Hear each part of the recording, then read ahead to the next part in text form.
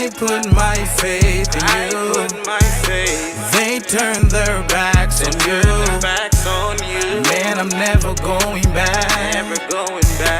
Man, I'm never going back. I put my faith in you. They turn their backs on you. Man, I'm never going. What's up? What's up? I am your co-host, Rebel Ray, and this is R. Collins. And together we are Against All Odds, the podcast.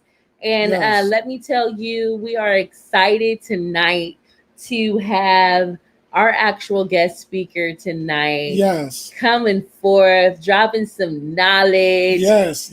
Maybe debating a little bit with Rebel Ray. I don't know. We'll see. But either way, we're excited about it. And, you know, as a people in general, you should be excited about being very woke, y'all. I mean, this is this. Yeah.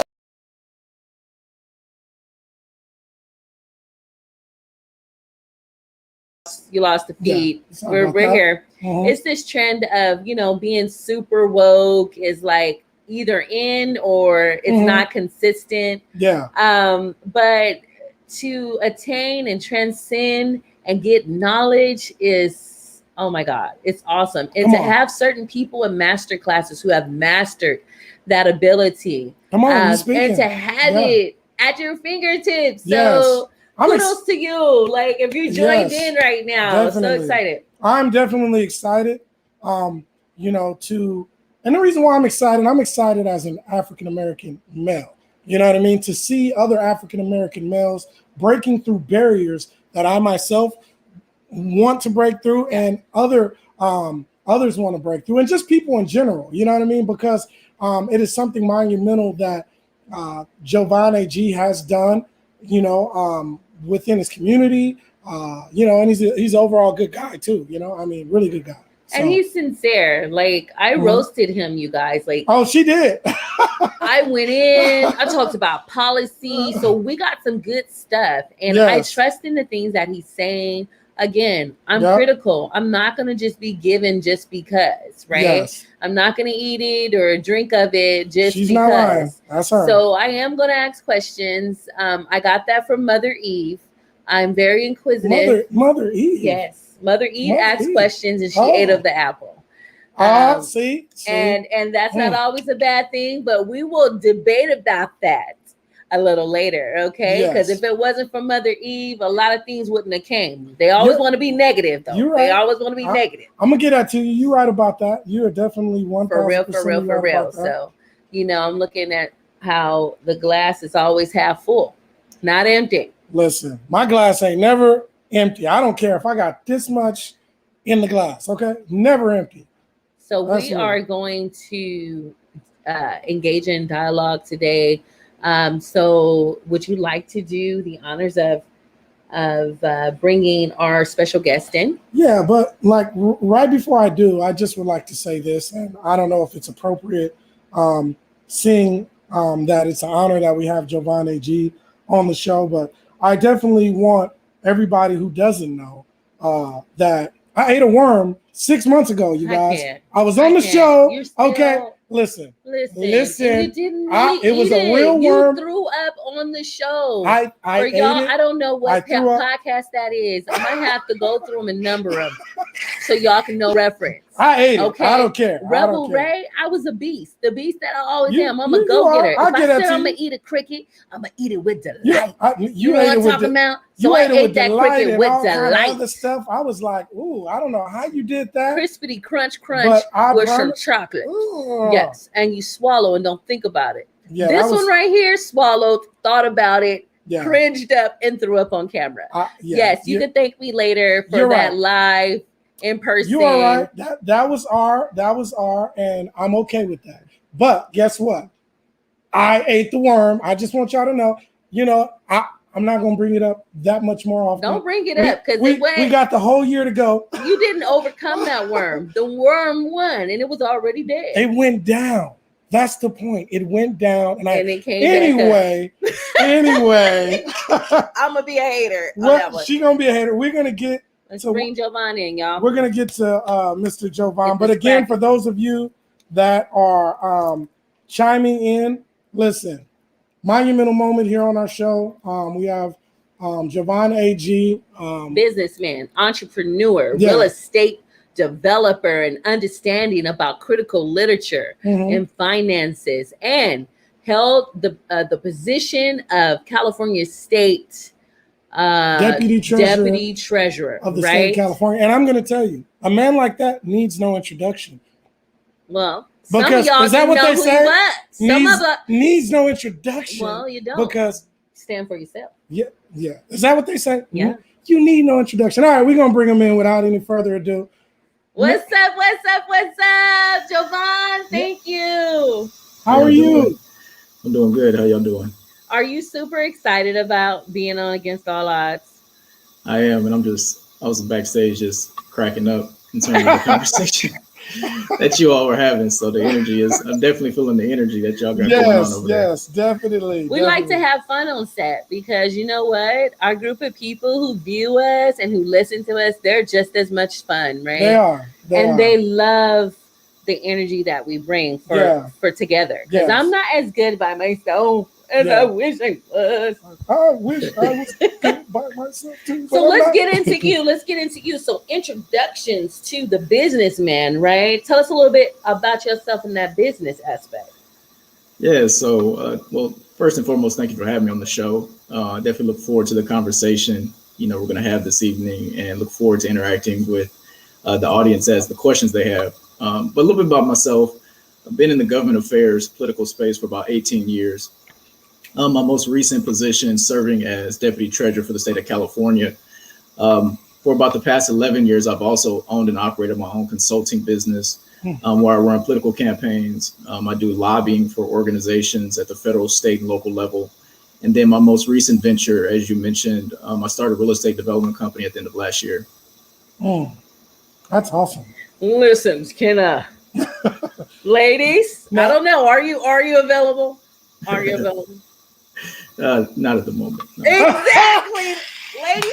Hey, that right there, ladies. Now, did you see how he ran his resume? Somebody pay attention. Okay, now I'm gonna get back to business. Go ahead, because they out there, y'all.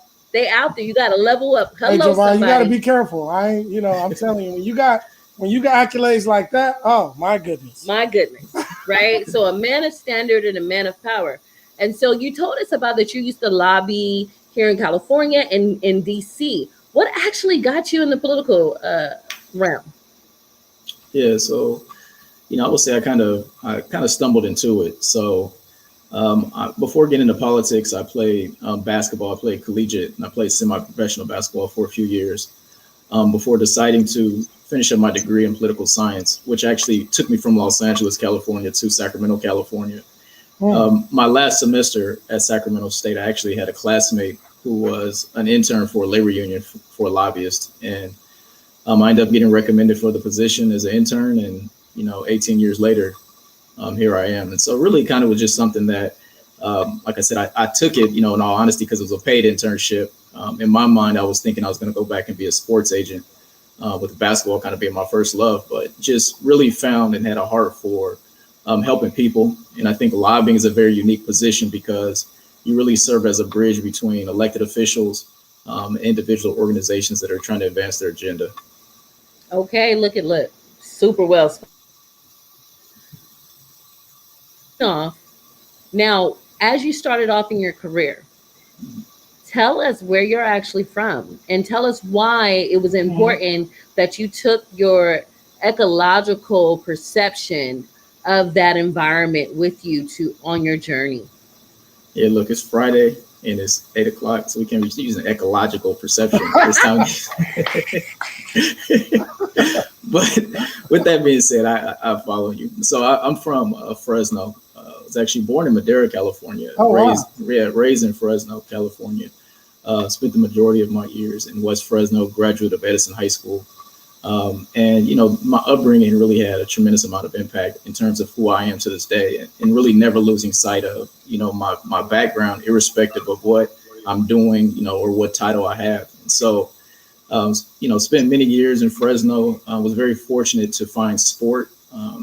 Sports was able to introduce me to a lot of people of various socioeconomic backgrounds, various races, cultures. And so I'm just very thankful for, the vehicle that sport was to allow for me to, move and meet different people and really learn how to navigate environments that otherwise, I may not have been comfortable in.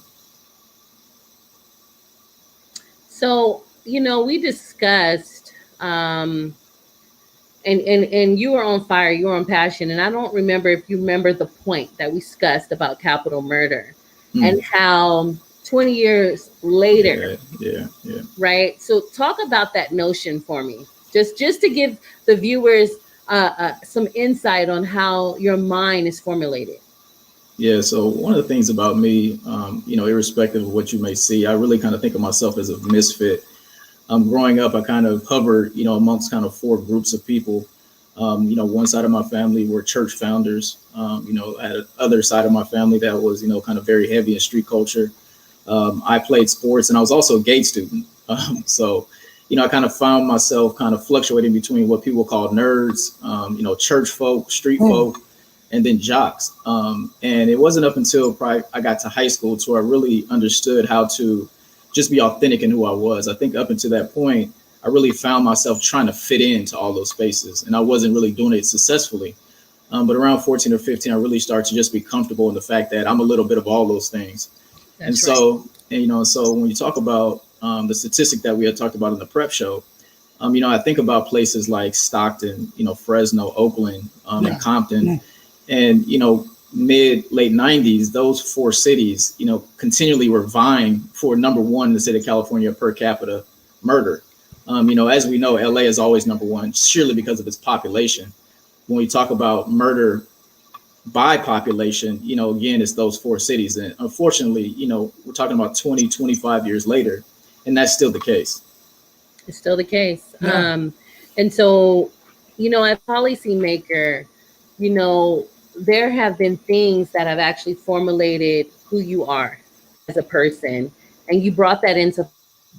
So looking at your agenda, right, and looking about how you navigate these waters about that, like,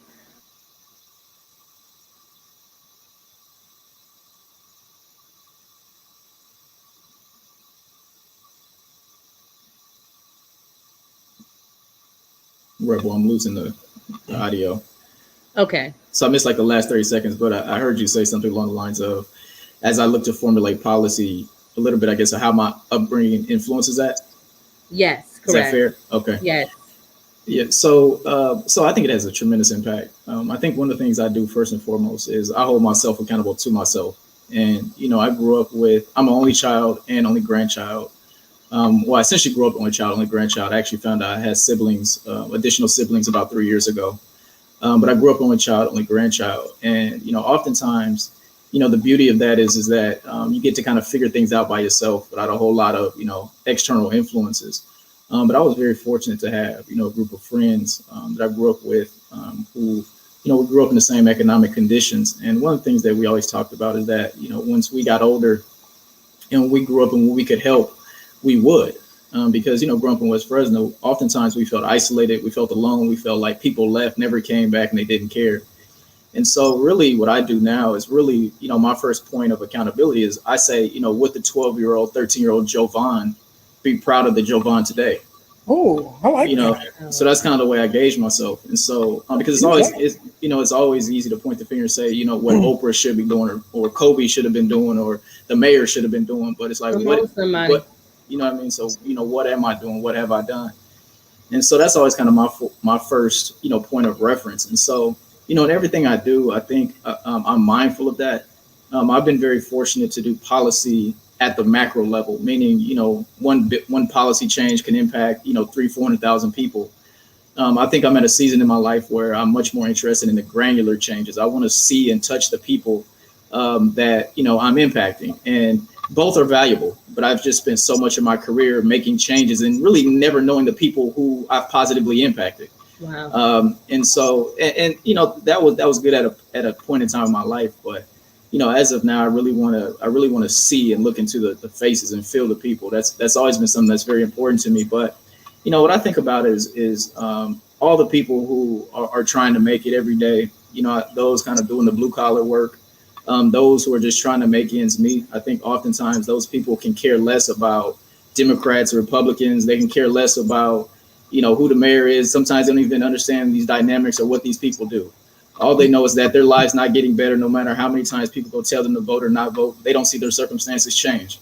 So I just want to make sure that wherever I'm at, I can leave a trail of true impact that can be pointed to. So if nothing else, it continues to build hope. And I think so many people in our society are doing things because they lack hope.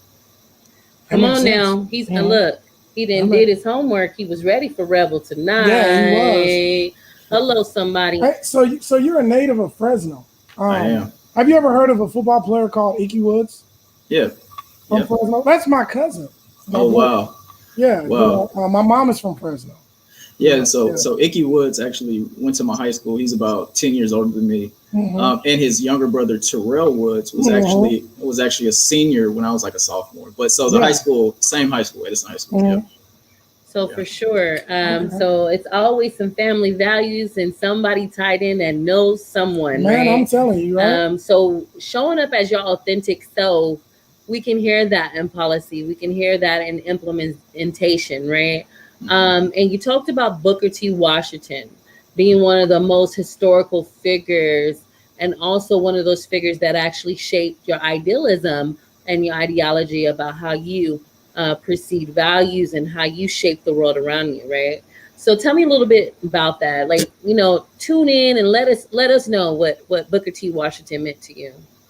Yeah, and I'm going to add a few more names into that as well. So I think Booker T is one, Marcus Garvey is another, and I think Ron Greenlee's a third. And then I'll tell you why each one of them are people who I kind of, look to in terms of guidance at times when I'm in tumultuous situations. And so Booker T in particular for me is someone that stands out because for all intents and purposes, he made enough wealth to make himself and future generations that bared his last name wealthy, successful. But what he did, he was able to start a school and by the trades that he was advancing, able to help them produce wealth. And I think one of the things about Booker T that a lot of people don't give credit for is that he was primarily focused on economics because he understood that with money and wealth comes the power. I think like many people who have forethought and vision, they aren't appreciated in their era. And so I think while he was living, he didn't necessarily get the accolades that he deserved, but he's someone, that I look at. And there's a little statistics that I like to quote. And I believe the years are between like 1915 and 1923 that Tuskegee produced more first generation millionaires than all Ivy League schools put together. Wow. And people don't understand why. And it's because when you look at those years, we were on the back end of slavery.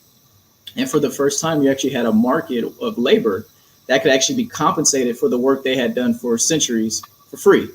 So what Booker T actually understood was marketplace. He actually understood economics. So what he said is if we teach people these skills that are marketable, we can actually have them go back and do the same work and make wealth from it. And that in and of itself is a level of genius. And so the second person is Marcus Garvey. And the reason why I like Marcus Garvey is because I consider myself to be someone who can keep their emotions in check, maybe at times to a fault. I know how to compartmentalize. I know how to be very even keel and tempered. And I always look at, he was trying to launch his Back to Africa movement. And he had 2 ships that he tried to fund to return to Africa. And the first ship was fully funded by Black dollars. The second ship, however, came up short and they had a financial gap. So what Marcus Garvey did, he actually requested a meeting with the head of the Ku Klux Klan. And he sat down with the Grand Wizard and he asked the Klan for what would have been equivalent in our times to about $1 million for the funding to get back to fund the second ship. And he actually got the money. Now, with that being said, a lot of his followers sort of separated themselves from him at that point. But I look at it as genius. I look at it as great strategy because oftentimes we have to understand that we don't necessarily have to like a person. We don't even necessarily have to be friends with a person. But at the end of the day, if we can have a common agenda to get us to where we need to go, sometimes we have to be focused on that. And so I think that was just a certain level of emotional maturity, intellectual maturity that many of us still in this era can't possess. You know, we hate people to a fault without realizing and saying, well, they don't want us here. We don't want to be here. Well, how do we leverage and use other people's money to advance what we're trying to do? That's powerful. And then the third is Ron Greenlee. You know, a lot of people aren't necessarily familiar. You know, people are familiar with that movie that Spike Lee did about the individual who infiltrated, you know, I think the police department or whatever. But before that was actually Ron Greenlee. And there's a book in a movie called The Spook Who Sat at the Back Door. And the thing I love about what Ron Greenlee did is that he actually turned the narrative on his head. So what we know a lot about, most of us, hopefully at this point, is J. Edgar Hoover's COINTEL program, which is the counterintelligence program that was used to infiltrate the FBI and other Black organizations. But very few people realize that Ron Greenlee did the same thing. So what he actually did was took the strategy and flipped it on his head. And so what he did was he actually was trained by the FBI, became one of the first Black FBI agents, and actually took all that learning and that training back to his people.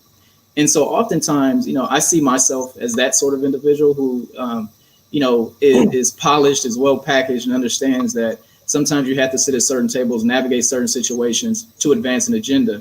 And that's, you know, to me, the inside baseball versus the outside baseball, which many of us play with marches and rallies and things of that nature, but we need both. So with all the accumulation of literature and financial wealth, understanding economics, how do you find the audience to listen to that? Many people have a trauma response on even how intergenerationally they've never saved. They didn't know anything about checking, investing, credit, what it means to be a naturalized citizen versus someone who has a birth certificate. A lot of people don't know that, right? Don't have a lot of time to get into it. But understanding that the United States works as a corporation. What do you play as a corporation being a naturalized citizen? So financial literacy is so empowering. It can break the chains of enslavement of the mind also. So help us understand, how are you connecting back to your community, and tell us a little bit about you know, your real estate development and how you use that also. Yeah, so I think, you know, first and foremost, I don't really think that I actively seek it out. I don't think I actively look. I just think that, you know, for the most part, I just try to be. I just try to be common. I just try to be, you know, a normal person. You know, I gave a little bit of background in terms of how, you know, Roby and I connected. I basically just cold called him. And, you know, I admired his work in terms of what he was doing in the rap space. And so when I see people doing their thing, and this is also a lesson, is that when you want to do something, you got to be active. You can't be sitting on the sideline talking about it. And so, and I think activity breeds attention. And I think activity lends itself to more activity and graduation and elevation. And so, you know, and from he and I's conversation, that led to this platform. So this platform then naturally is going to lend itself to people that I didn't actively seek out. And then those who are listening, I think, who are looking for something different than what they have been accustomed to hearing, hopefully will find it over this segment. So I think for me, I don't necessarily seek things out. I use myself as an example. You know, no one had to come find me in West Fresno, you know, and tell me to, you know, do certain things. I think, though, that I have positioned myself, or at least tried to position myself so that, you know, when certain people cross my path, I could seize it. You all are witnesses of that. Yeah. Because had I reached out to Roby, but you all had not taken the initiative to create the platform, we still wouldn't be here tonight. Makes sense. Right. Right. Real quick. So you mentioned, we briefly spoke about you talking about you wanted to, throughout your life, create a lot of Black millionaires. Oh yeah. You know. So what is your response to that?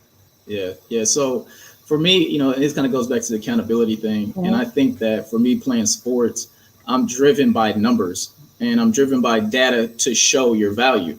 And unfortunately, I think that many of us in society don't have that same point of reference. So, you know, the beautiful thing about sport, if you can play, your stats prove it. Come on. If you've won, your stats prove it. A lot of this other stuff we do in life is just all subjective, is relative. People say a whole lot of stuff that, you know, you can't ever find it anywhere. And so for me, I really want to, you know, leave a trail of, you know, creating really millionaires in general, but in particularly Black millionaires, because for me, I want to show that, you know, all the negative stuff that has been thrown at us, from family dynamics to social, emotional, to, a mediocre education, mediocre healthcare, every negative thing that has been thrown at us. I want to show it is possible to overcome if we truly understand how to take some of this negative and really redirect it for good. And so saying that to say that, I've been in positions where I've had the opportunity to influence a lot of policy, local, state, as well as federal. And in every one of those positions, first and foremost, I've done my job, because my job was to represent either the entire city, the entire state, or, represent, different states within this country. So I did that first and foremost because that's what I was paid to do. But I also felt I had an additional obligation as a Black American to also make sure that people that look like me also felt my difference by being in that seat.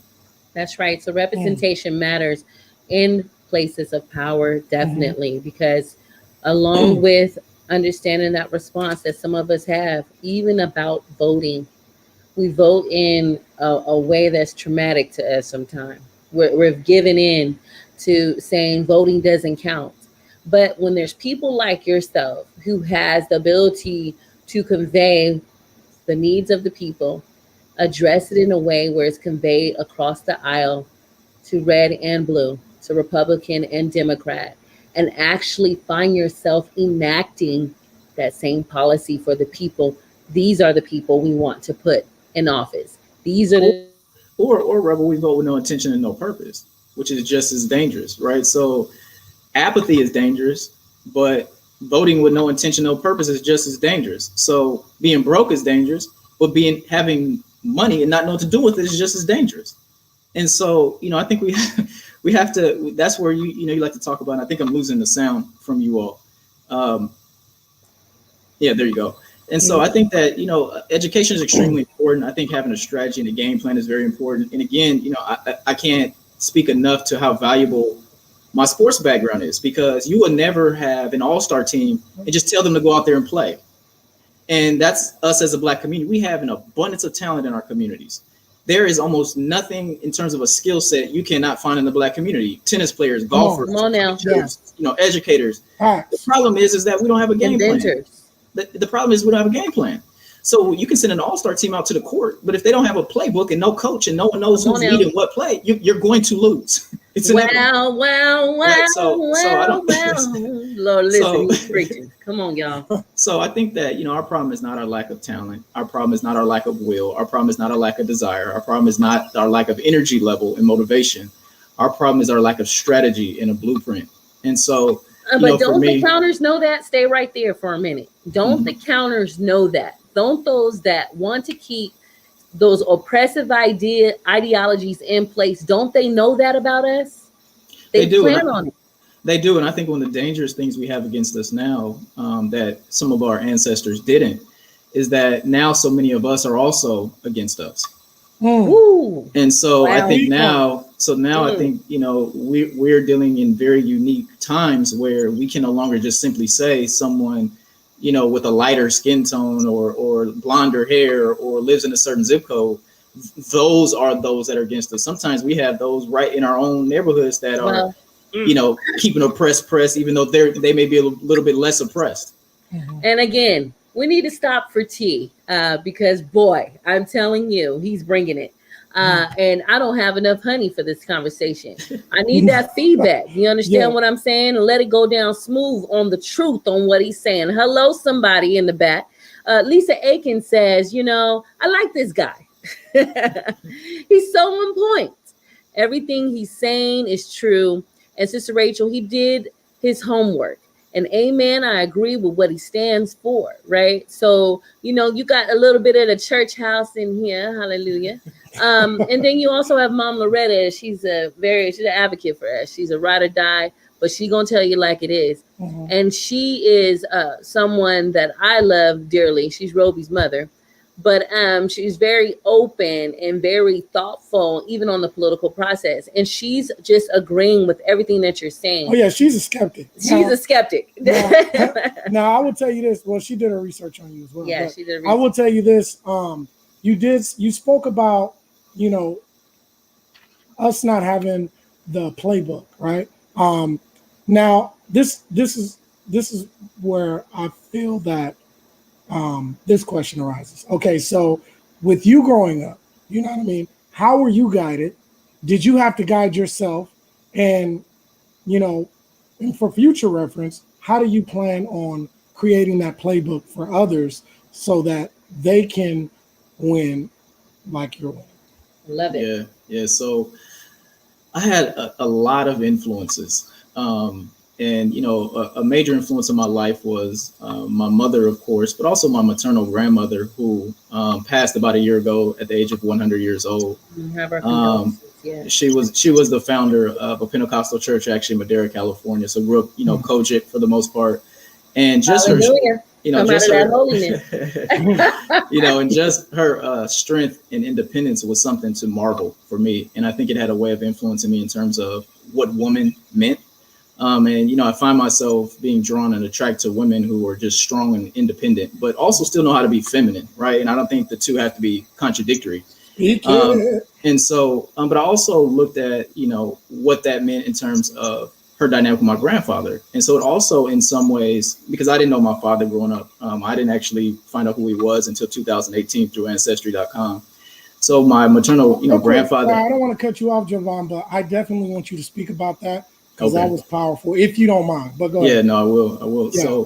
So my maternal grandfather, in many ways, kind of served as, you know, a reference point to manhood, and many of my uncles. Now, they were part of that other side that I talked about, kind of, you know, heavy in the streets. And so it's interesting, you know, to see a man who took care of his family, but sometimes and also necessarily doing the most legitimate way, to me, truly embody manhood. And what he showed me is that a real man is going to let his woman, you know, be herself. You know, it's going to let her wings spread and fly. Hold on. Slow down now. I need you to slow on down because you listen, it's too much. It's too much. Some of these men ain't heard you. I need you to slow that down. Come back. Now you said you said? What did you say? You said the wrong thing on this show. You said allow us to be ourselves, correct? Yeah, oh my goodness. That's right. Why? Yeah. Because you are what? Tell us why you need to allow us to be ourselves. Well, I mean, I think it's because so many people have false definitions of what power is. And to me, true power, which to me, love is just the flip side of that. It doesn't mean I control you or I possess you. True love means I'm going to let you roam as freely as you want. And you're going to naturally be drawn or attracted back to what the source is if it's truly there. And so I just think we have this false definition of tight grip, meaning power. But it's the same thing we see in our politics. We have this false understanding that if you're not with me, then that means you're against me. And that's not what power or loyalty or allegiance means. And so listen, I think when I say you a breath of fresh air, come on, somebody, listen. Yeah. We needed to hear that because a lot of times there's a lot of Black woman bashing that's going on. And a lot of times they forget that. I understand about development, but it goes both ways, right? And we allow our men to be them creative selves and to be inducent with power. But a lot of times it's not seen as equals. And we needed to hear that from a powerful man like yourself. So thank you. And we got to appreciate. And I think one thing we got to do is always, I mean, we got to always pay respect. And I think that we got to do that in small ways. And so for me, I always say, thank me with your actions. Don't thank me with your mouth. Right. Okay. And so one of the things, I mean, just a small token of that is, for instance, the first time I reached out to Roby, it was a small token of appreciation, but he drove from Stockton to Sacramento to meet me. So to me, is it too much for me to take an hour on a Friday to jump on a laptop to be a guest on his show when he drove from Stockton to Sacramento? Come on. It's those small things that we lack. We want to try to do the major things and buy flowers and candy and give a whole bunch of money to show love, but we missing the small stuff. We got to get the small foundational stuff back in line. Mm-hmm. So I think when you get back to the point of relationships between men and women, I liken them to team dynamics. I talk about it a lot. And when I played basketball, I played the position of point guard, which often meant that I was giving the ball to other people who were getting the fame, who were getting the glory. I was giving the ball to my shooting guard or my small forward who was scoring all the points. That's right. But they appreciated me because they knew without me giving them the ball, they wouldn't score the points. And so I think relationships are the same way. So I think as a woman flies and ascends and is able to embody her true self, she must not forget the man who gave her the parameters and the ability and the latitude to do it without trying to suppress her. And I think if there's that sort of mutually edifying relationship, I think things will naturally take care of themselves. And that's how we fortify and renew and restore the Black family unit. All that did y'all? Are you teaching classes, brother? Are you teaching classes? Okay, part 2 master class. Part 2 is master class. Man. Come but on, the problem, but I would say the problem with that though is it's easier said than done because there's so many outside influences today. There's so many people that are trying to tell us what manhood is, what womanhood is, what our relationship should be like. Even relationships amongst, homegirls, homeboys, parents, kids. There's all these external influences that are trying to tell us, but every situation is unique, right? So, in one situation, if you have a man who, like my grandfather who was blue collar, but his wife, my grandmother was extremely intelligent and she can go into spaces that he couldn't, then as for him, his confidence and ability understood that she may have to lead from the front in that situation, right? But at the end of the day, the team dynamic is going to be better off. It's the same. Right. And so, but I think, we live in different times today and we don't have, some of that wisdom in abundance like I think we had in years past. But I think we have to figure out how to share some of that and, really stop looking to, like I said, a lot of these outside influences to be guides in our communities. You're definitely right about that. And I want to hit on something. You mentioned that you grew up without a father. Now to all those young men out there who grew up without a father, or even those who have a father and, the father may not be in their life, or they may not have that leader like they would need to. Like, you technically didn't have your father there to guide you and, lead you and tell you, hey, help you tie your shoe and all of that. How did you overcome some of those obstacles that some of these young men in these days of age have a very hard time overcoming? Because you got a lot of young men these days that don't know how to handle those obstacles and they kind of listen to those outside voices like you spoke about to raise them, like the movies, certain music, that's pop culture. You know what I mean? How can they overcome that? Yeah, I think, each one of us have to get to a point in our life to where we get tired. We get tired of failing. We get tired of losing. We get tired of bumping our heads, stubbing our toe. We get tired of taking a loss. And I think until, each one of us hits that rock bottom, it's hard. And so I'll say, for myself, I think that, DNA plays a large part in it because, although I have family that was really in two completely different worlds, like I said, those in the church world, those in the street world, I think the commonality is there's a tenacity in my family DNA. There's a stubbornness, there's a tunnel vision. And while most people consider those to be negative things, they're actually a positive if forged the right way. And I'm going to say this to parents, because at times I bump heads with my mom when I was young. Stop killing the leadership in your children, particularly in boys. I think that sometimes we think that, because they're hard-headed or because they're locked in on something and they don't see things our way, that they're a bad kid, there's something wrong with them. So I think we have to figure out how to ensure that they are being obedient as children, but don't kill that in them, because it's that same stubbornness that's in me today that doesn't allow for me to bend and sway to anything that comes my way. It allows me to stay solid like a rock. And again, go ahead, finish your thought. Yes. So I was saying that, we talk about those influences. I would say that Jovan, to me, that you see today was really forged. There was a time I remember my first sport was actually baseball. And I played baseball in third grade. And I'll never forget, my mom, God bless her, she took me out to baseball practice and baseball tryouts, excuse me. And I went out there. I didn't have a glove. I didn't have cleats. I was out there in tennis shoes. I had some jeans on. And I don't know if y'all remember the jeans where you put hems in them. And then when you let the hem out, it has like the white around the bottom of the pants because that's what the hem is. My mom had me put those pants on to go out and basically, get dirty in. But I'll never forget being so embarrassed. And, one of the things that Jovan does not do well, and that's being embarrassed. Yeah. And so I went out there and, in my mind today, and I'm probably exaggerating, it seemed like every other kid that was out there had their father with them. It seemed like it was just me who didn't. And so I guess my mom thought that, when you go to tryouts, they provide you the gloves and all those things. So I actually went out there with none of the equipment that I needed. But long story short, I ended up, going through the practice. And by the way, I sucked at every single drill that they put me to. But at that age, there was no cuts. But what I did was afterwards, I remember my mom taking me to like a Big Five and buying me a tennis ball and buying me a glove. And what I literally did is I put in extra time. So every time we would have practice, I would go home and practice by myself. I would throw the tennis ball against the wall, throw it on the roof, practice fly balls. Because I said that not only will I never be embarrassed like that again, but I will be the best on this team. And so that Jovan that you see today was really forged at like 9 or 10 years old, because everything I go into now, I go in that way. One, I will never be embarrassed.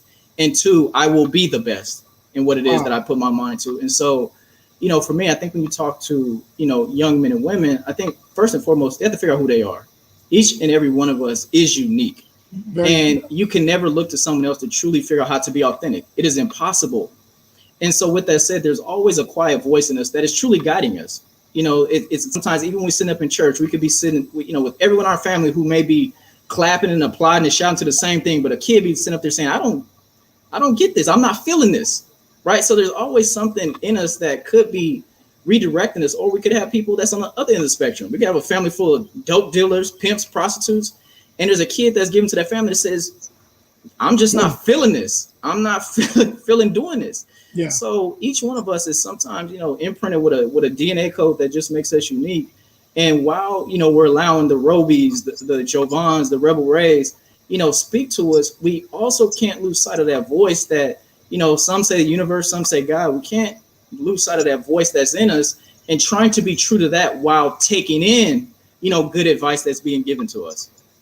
And I love that. And considering understanding the self, that goes back to self-love, self-accumulation, and self-affirmation. You can trust the self and the way you make emotional, intelligent decisions. So bringing us all the way back to going back to finding your sacred purpose, and somehow we as parents are getting in front of our kids. And going back to how you said, hey, if that child has tunnel vision, how can that attribute be a tribute to the end goal for this child?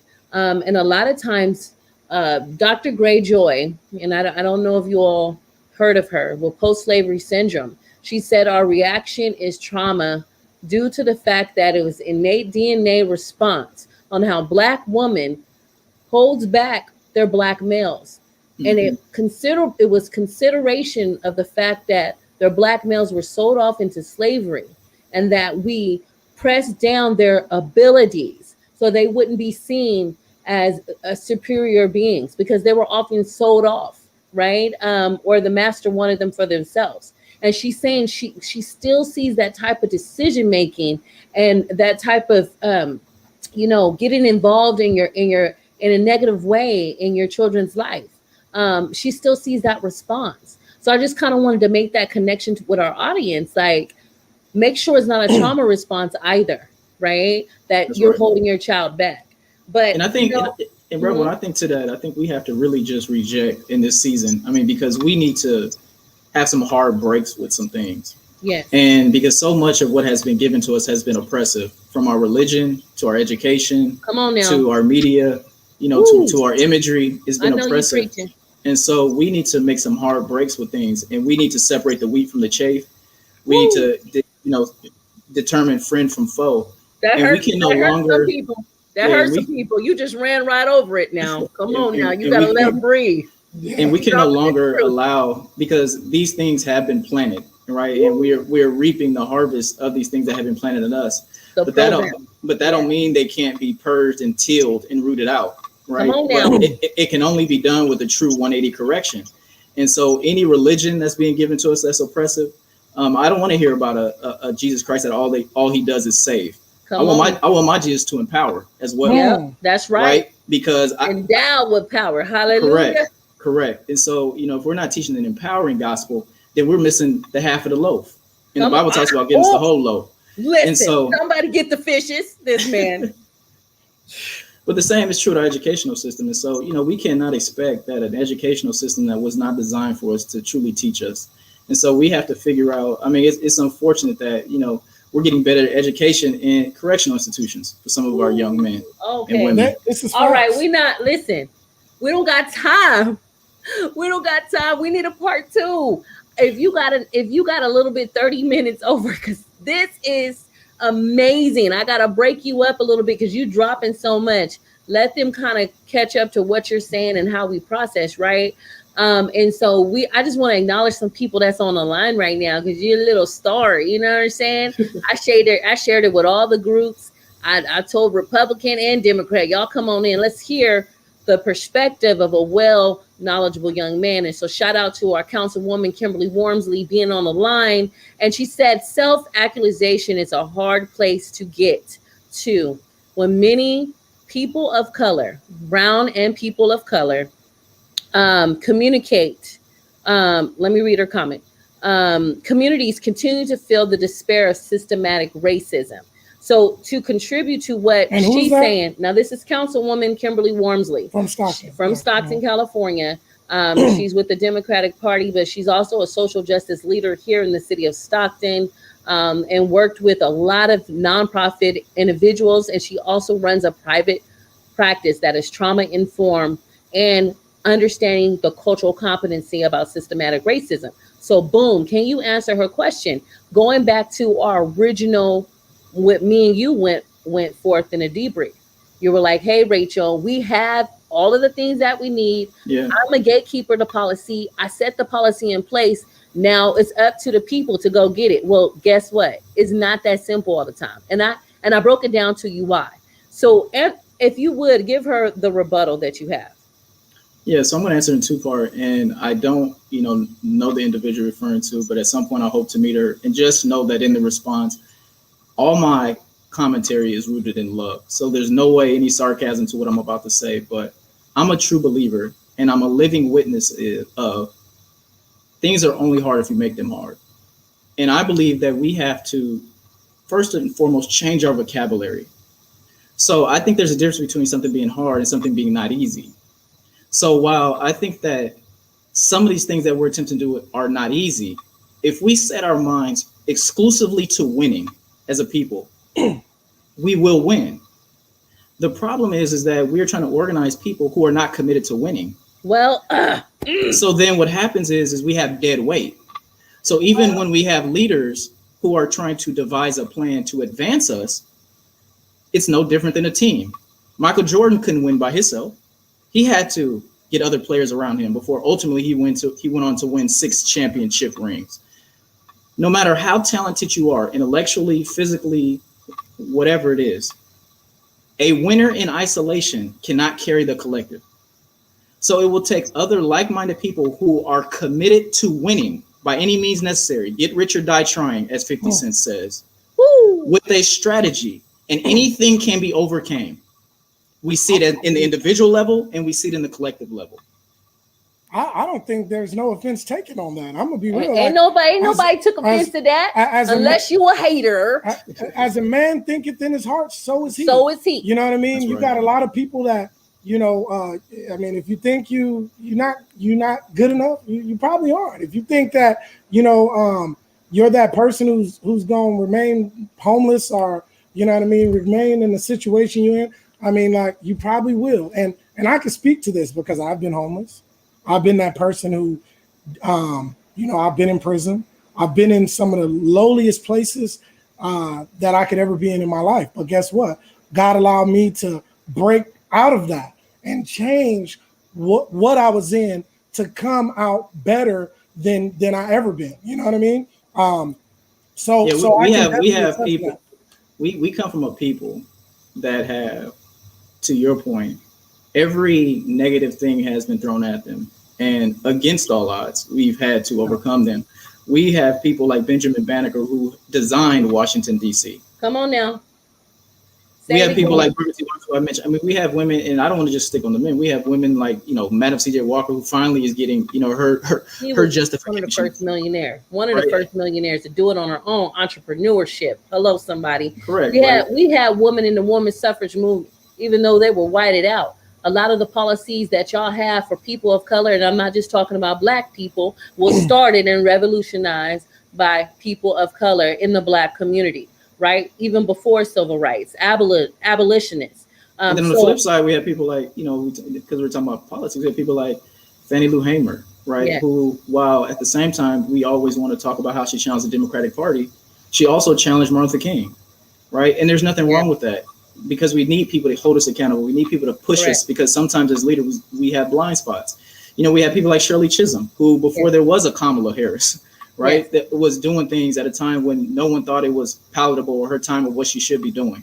So I think we come from a people that no matter what generation or what era you're talking about or what was thrown at us, they found a way to rise to the top. And I'm a believer, correct. And I'm a person that, both in my carnal nature and both in my spiritual nature, I'm fed with, if that person can do it, I can do it. Come on, that's now. how I think. And and then, my Bible and my religion, because, I am a Christian, it tells me so. And so that's what I feed on. That's what I eat on. I try to keep myself, circled by people who share those same philosophies, because sometimes we do get weak. Yeah. So that leads us to our next segment, right? I got to try to cram all of this, and maybe we can have a part 2, but we will converge we got on people that. asking for a part 2. Can we bring them back? Man, because they're like, he's a God sent. And a lot of times it's so funny how information, world news, values, trends gets to the West Coast almost a month later. If you don't see it on social media, or if you're not tagged into certain podcasts that are following world views and trending and different things that are happening, you are closed off, right? That all that information is not being handled.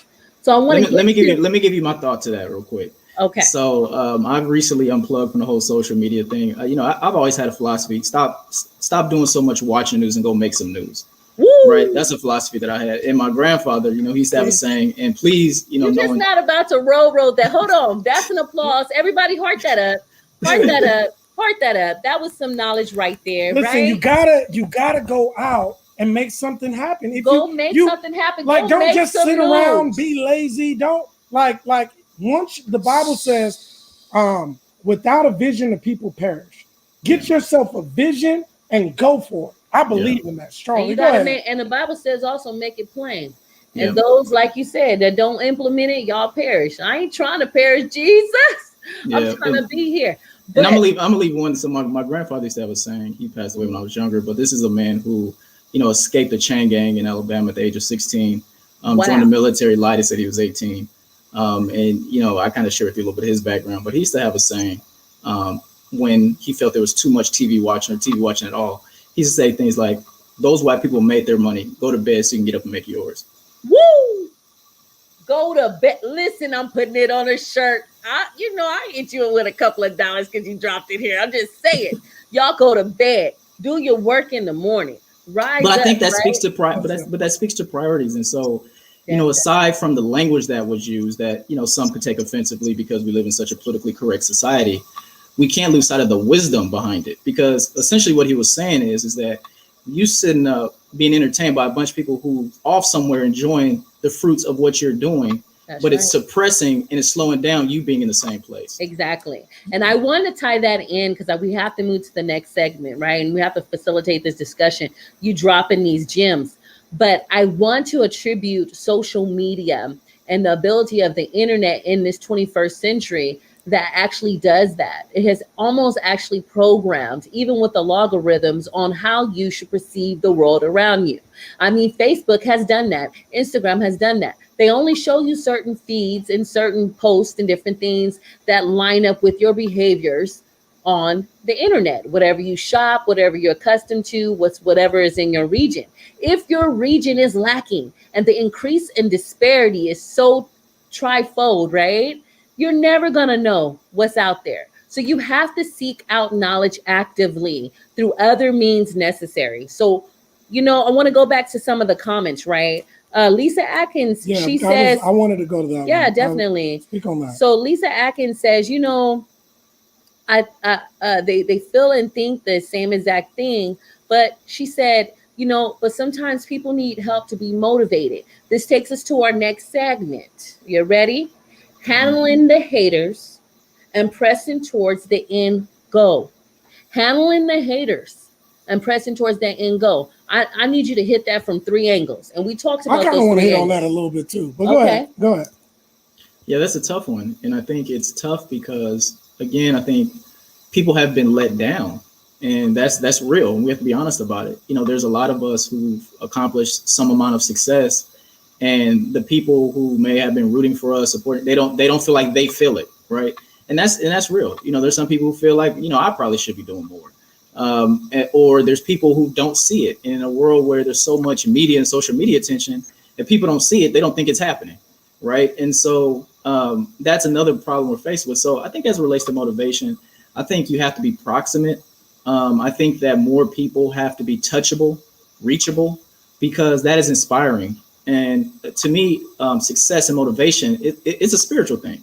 And I think when you're around people who are successful, success begets success. There's residue that just falls on people. Man, come on, somebody. Right? And to me, that's why the law of attraction. The law of attraction. Right. And that's why we can never understand why certain people in certain communities are drawn by criminal behavior when they know the outcome. They're drawn to it because there's a certain dose of success in it, even if it's short term. And there's something in our nature that is drawn to growth. It's natural law, right? And so I think that we have to acknowledge that there's certain things in our nature that we are drawn to. And so what has to happen is positive success has to be more present than negative models of success. You know what? And more opportunities to get to them, right? Because, you know, equal affirmative action is all in place. But if those equitable opportunities, meaning that those that are lower necessarily being able to get to those things in a tangible manner, meaning be able to hold on to them, learn from them, and implement them, right? Versus just it coming to them, they don't know how to implement. And you talked about that briefly on reparations and how we would implement reparations. A lot of us don't have the financial literacy if we were to get reparations. And understanding, I want to bring this notion, and we're going to go to Art Collins because he wanted to talk about how to overstep haters and continue to get your bag, press towards the goal, and gain your knowledge. You talked about pleasing traumatized individuals. Talk about that phrase. Tell me why that's so important. Yeah, again, I mean, so much has been done to us. And unfortunately, because it's gained hold, now we at times are perpetuating it amongst ourselves. It's that old, Willie Lynch syndrome. And so I think the way, again, I think we get at that is we just have to counter it. I mean, I think we have to be overdosed with love. I think we have to think more than talk. I think we have to do more than talk. And I think we have to expect more from our institutions and our leaders. One of the things I think about is the Black church, and I'm always hard on the Black church because, I spent my first 10 years of my career working for a labor union, and I always say the Black church was our first labor union. It was it was the first place where we were organized in terms of our bodies. It was the first place where our money was organized. Where we worked for free and didn't get paid. Come on, somebody. Right, and so I think that what we have to look at is how does our churches become much more resemblance of economic institutions, right? Churches who have been taking in tithes and offerings all these years, they should have been the first ones providing stimulus checks to their members. Come on. They should have been the first ones looking at how do we provide habitats for our members that are looking to be evicted. It shouldn't always be the government. When the church is looking to the government like we looking to the government, the question becomes, what do I need the church for? Yep. Why? What do I need the church, and why do y'all want my tithes? Why do y'all want my tithes so bad? That's right. I have a hard time. And I think what we have to do is separate church from God, right? Okay. And I think we have to be very clear about that as well, because sometimes people can misrepresent God. And so I just want to be very clear about the distinction. But it's a whole bunch of pimps in every institution. You understand what I'm saying? Bunch of them, boy, I tell you. And even simpler than that, I think that we not make it so complicated, but before we can, going back to that question of motivation, before we can get people to listen, to get them to do, we got to feed their need. And that's one of the things when you look at, Jesus's ministry, for example, he met the people where they were. Come on, hold on. Woo! He preaching, y'all. I said the same point. Go ahead. I'm excited. So, I mean, it's hard to go into a church and tell people, pull up your pants and, God is going to do this for you, 12 months from now when I'm going home tonight with my third eviction notice. Or while I was here, my car get pulled out the church parking lot because it's going to a tow yard. And you still ask me for my last $25. That's right. So I think that special offering. So I think our church needs to evolve, right? What is the church of the future, right? What is the church of especially the black church? What is the black church of the 24th century? What is its role? Because, when God was serving up meals to the people in his era, Yes, he was relevant. He was contemporary. He was, yep. He wasn't providing old miracles to current needs. Yes. And so that's what our church is doing. And he was seen as a rebel. Hence this why I call myself that. Mm-hmm. And it was good trouble, like our good senator says. Because the Palestinians and the Pharisee and the Pharisees, they sure didn't like him. Like you said, he came with the nuance on how to contribute the laws and the teachings of the Father, right? And he was able to connect in their reality. What as black and brown people, and even in general, brings us together? Food. Jesus understood that simplicity and understanding how to enact. Well, I'm going to say this, right? Interact with the people. I think what brought them together was the fact that first thing, yeah, you're right, the food, because he said, listen, you're really not here for me, you're here for what I can do for you.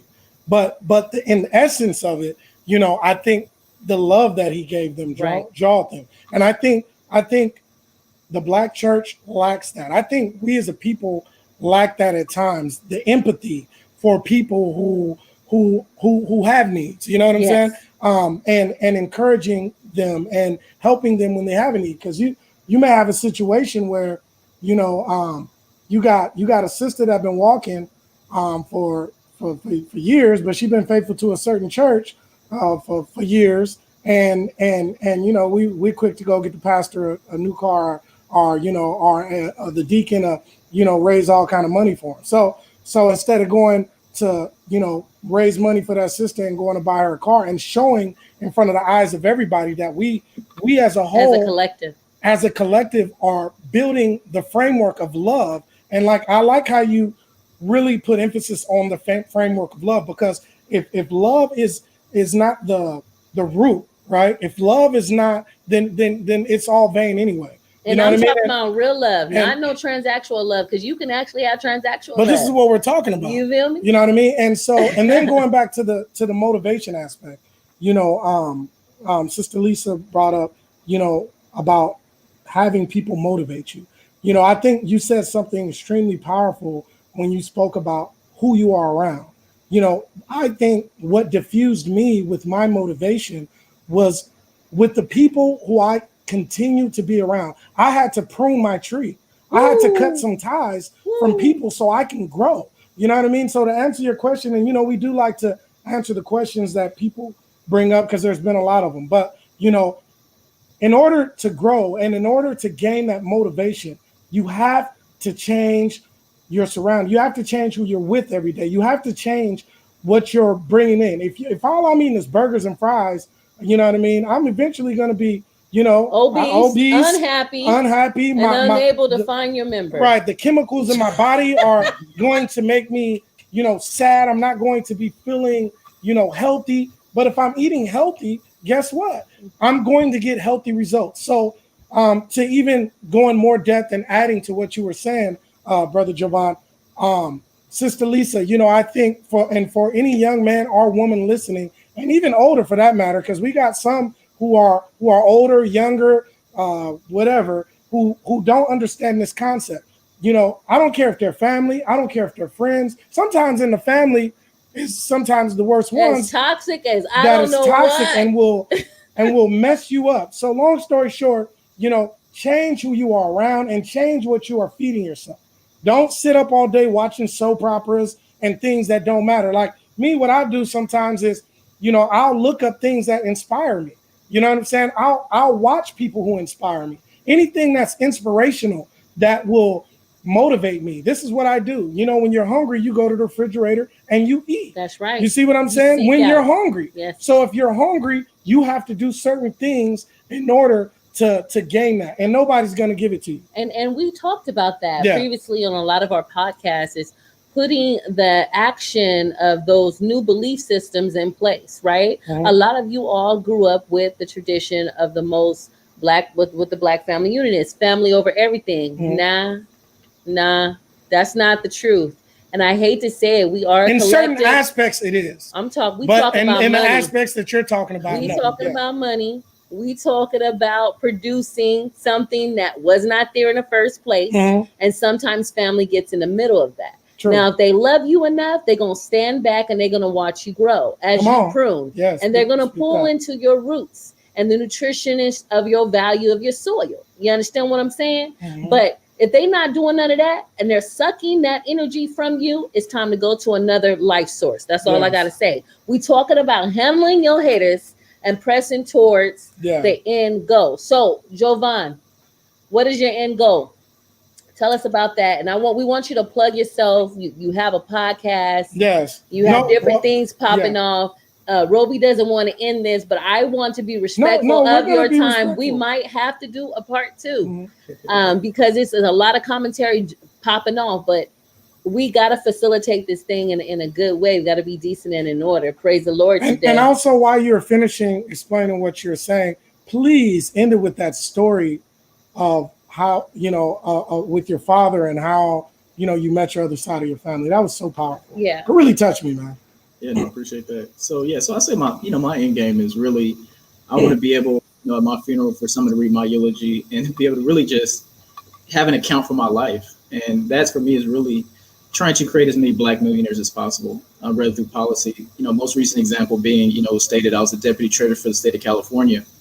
And one of the things that you all may not know, but Governor Newsom actually quintupled the amount of resources available for affordable housing. So we now have billions of dollars available through bonds to build up affordable housing.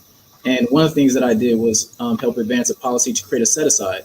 I'm in the works right now to look at how do we create funding and training to create more Black developers to actually take advantage of the set aside, because the money being there isn't simply enough. So it's a never ending battle. I'm no longer in the treasurer's office. I still have a great relationship with Treasurer Ma, and there's still some things I'm doing to advance that. So, that's just one thing. I'm also very big on ownership. And I think that we need to look at how to own any and everything that we are participating in. And I would say, I think when you talk about the Black church, every Black church should be looking at owning its own building. And so those are just basic things. Credit union. We're gonna pay some tithes. Can 5% of my tithes go into a credit, unit account? I'm just saying.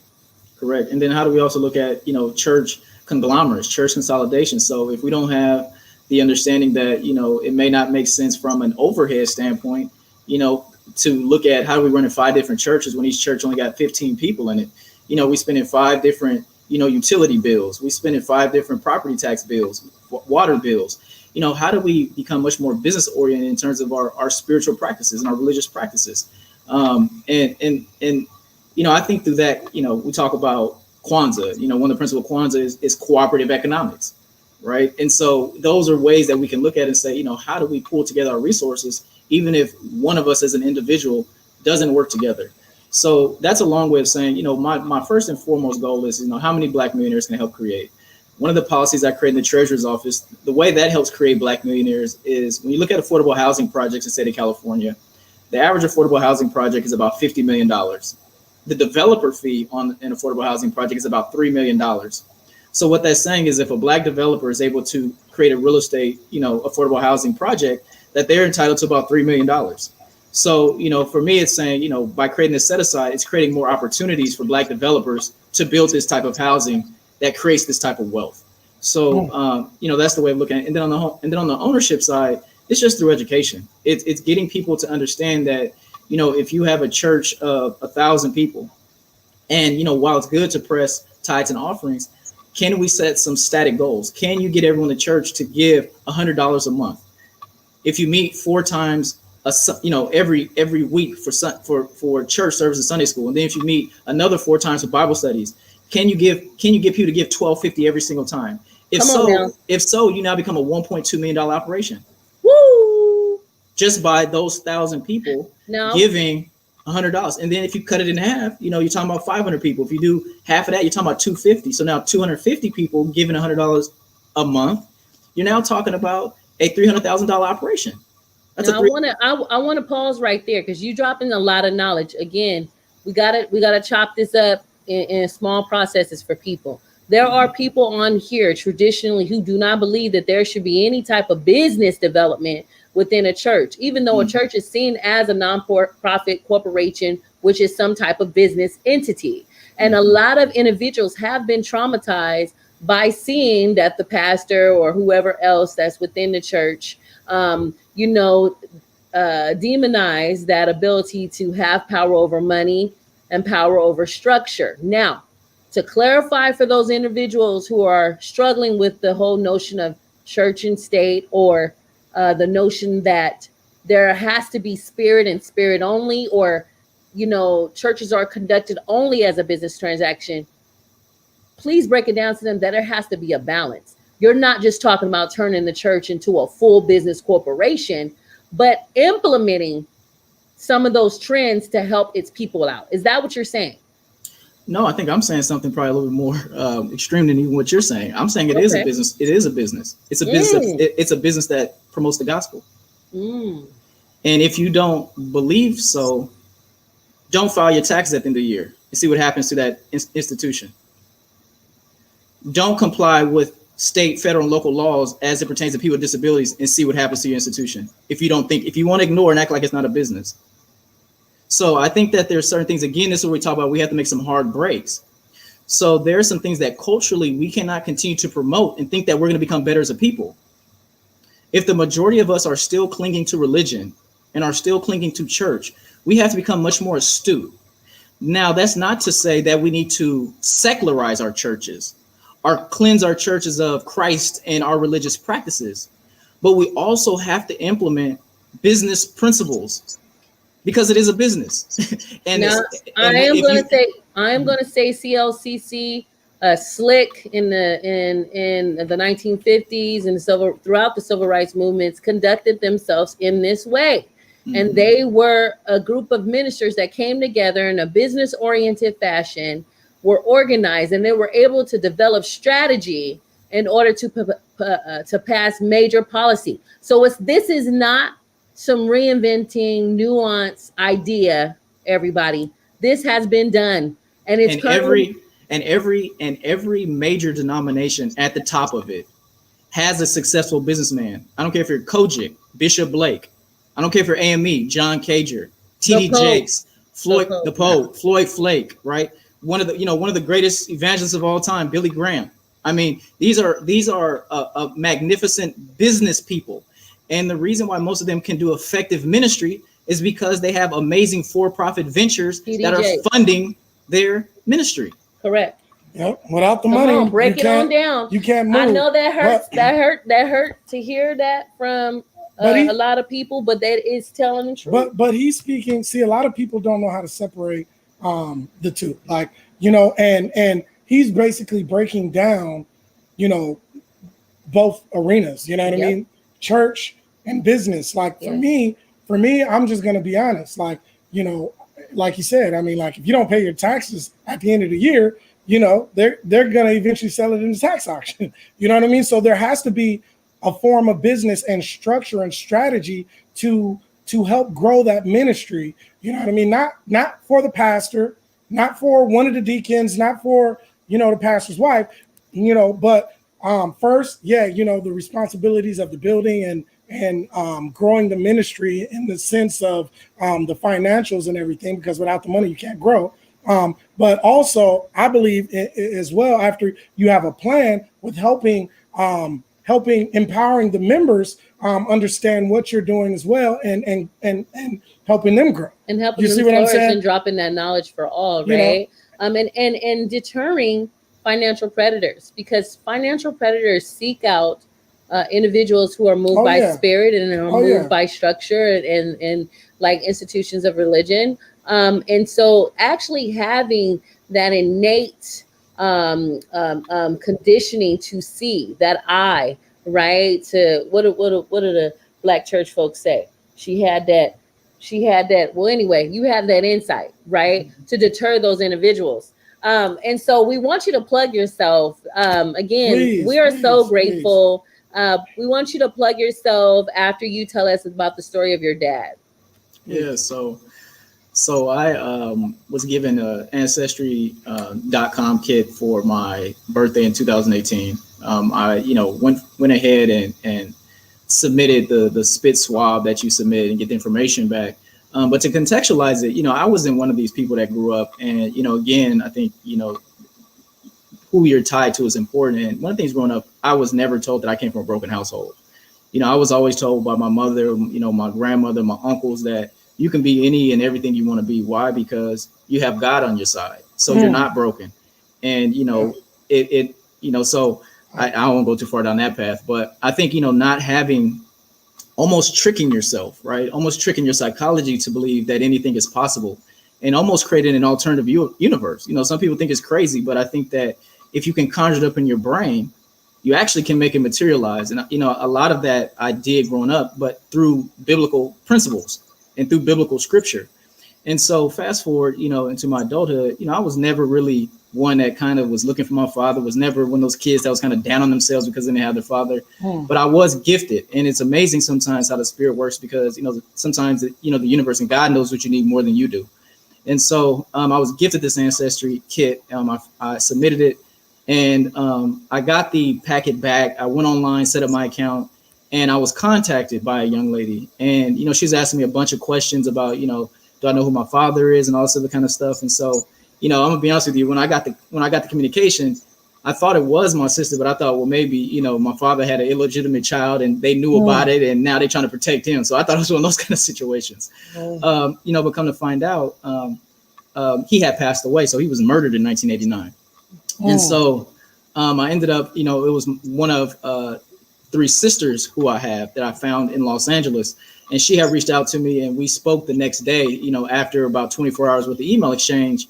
And we just talked. And then that ultimately led about a year later to me taking a trip to Columbus, Ohio, which is where my father was from. He lived in Los Angeles, but he was from Columbus, Ohio. And so it was very spiritual. It was very healing because I had a little bit of anxiety. I'm not one to get too nervous in most situations, but I had a little bit of anxiety, flying to Columbus to meet them because I felt like, for me, it was going to be some sort of closure or giving me something that maybe I had suppressed or buried. Sometimes we bury our emotions and we got pain and we didn't even feel it anymore. Yeah. And so, taking this trip, it was causing me a little bit of anxiety because I thought maybe it's going to make me feel some things maybe I felt since I was like 8 years old or something. And so over the course of doing it, and meeting it, I mean, it was just so, it was like a movie. I mean, you can't script some of these things. And it was just so rewarding because his siblings, which, are my aunts and uncle, they were just crying because they were saying, I look like him, I sound like him, I act like him. And it was just so healing because in many of the spaces I go to, I find myself being the void filler.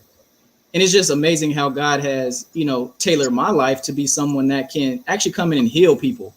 Because for me, it's a reward because I feel like so many times I wanted to be that. And my prayer to God growing up was just let me be what I always wanted and desired. Even if you never give it for me, let me be that for somebody else. And it literally come to pass. And so, it was just so healing. I mean, to see people who felt like they didn't have closure because, the way my father died, there was a lot of, he say, she say stuff. It was closed cast. They didn't. He was murdered on New Year's Eve, 1989. So they found his body like January 3rd, 1990, and it was just a lot of circumstances around what happened. And so, and what was also impactful was the role he played in his family. And so he was someone who was very patriarchal, and so his loss was also big because sometimes that's irreplaceable. And so for me to come, it was just very fulfilling in so many ways and just rewarding. That I could do that. And, one of the stories in the Bible that I like is Joseph. And I shared this with Roby. And the reason I love the story of Joseph is for many reasons. But I love the story of Joseph because it speaks to a certain emotional maturity you have to have in order for God to bless you and to elevate you. And I believe that Joseph was able to be elevated to he basically ran Egypt. Even though Pharaoh was in place and Pharaoh had the title, he had delegated authority to Joseph. And I truly believe that when Joseph had that encounter with his brothers, and then ultimately his family, God knew that he could get the glory out of Joseph's life because many of us, our first question would have been, why'd you do it? Just from a fear place of hurt. Why did you do what you did to me, 25 years ago when you threw me in a pit and sold me to, sold me as a slave? But Joseph's first question was, where is my father? And to me, what that speaks to, in the secular world, it speaks to a focus. It means always being focused on what's next. But what it speaks to in the spirit is always being about your Father's business and not being caught up in pettiness and hurt.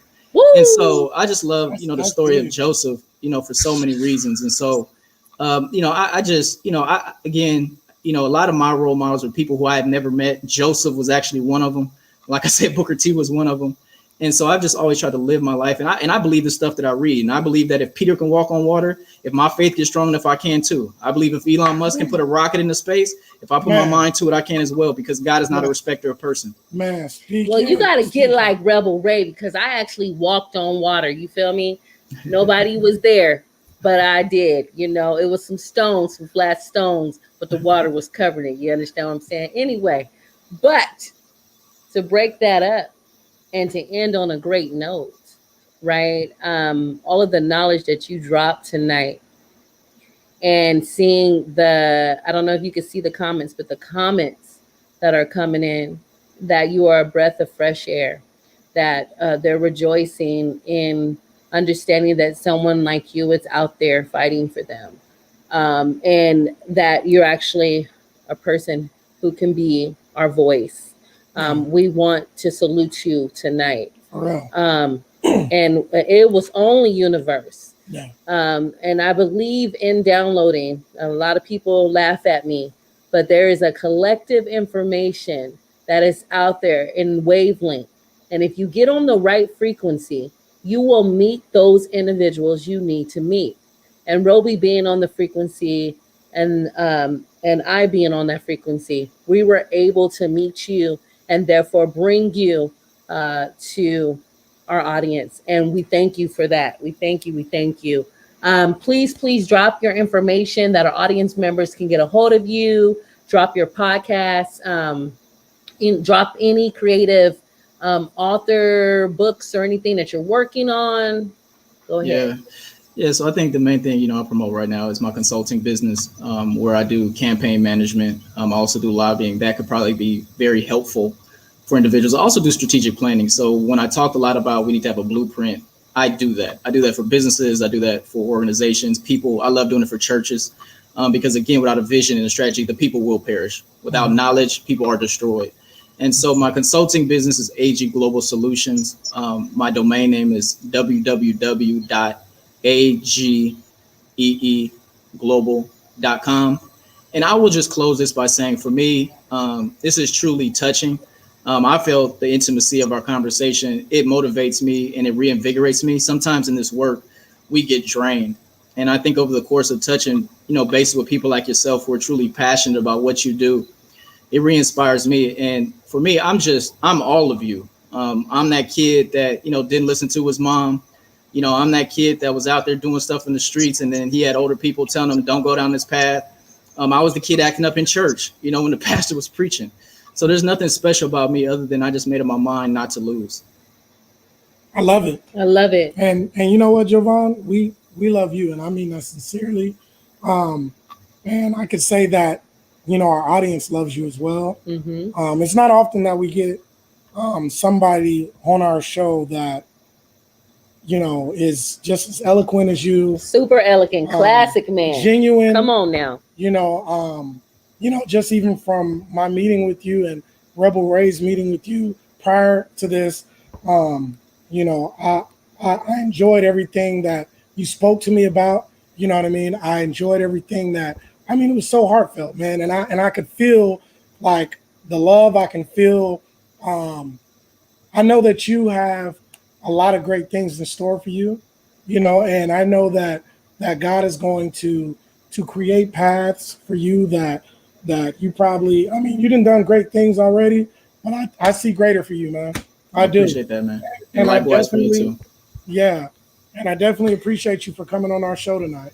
Seriously. And now we plan on working with Brother Jovan. Yeah, definitely. We have different endeavors, but we all have a common goal. Yeah. And so I don't think you're going to be not seeing him. Well, Jovan already know. We already talked about it. He can't get rid of me. He didn't. Listen. Hey, we're going to help each other. All of us are going to help each other, and we all going to grow. Any way we can help, we want to help you. You know what I mean? And, you know, that's just still iron. I'm looking for that master still, class. Go ahead and put that master class on there. I mean, I'll enroll. All right. Pay the Sounds event good. tickets to get on. You hear me? Because the way you drop this knowledge, y'all, people have to pay for this. All people have to pay for these type of seminars. You got an hour and 15, hour and 30 on Against All Odds. Come on, Art Collins. Come on, because this is what we want to give our people. It's time to rise up and transcend. Let's go. Thank you, Jovan. We love you, brother. Thank you. Love you too. For being on the show. You have been, I mean, like, comments are going crazy. Please heart it up for Jovan, because, you know, this was just such an amazing and awesome podcast. I feel like I feel renewed. I feel like I'm Superman. Where I need to hop in a phone booth and go fly over some buildings. And I feel like I can go to like round 10. Like, come on, because I was like, had that compassion fatigue too. This work is hard. I was just telling Councilwoman Kimberly Wormsley, we work on a coalition, and we're tired out here, y'all. We love y'all.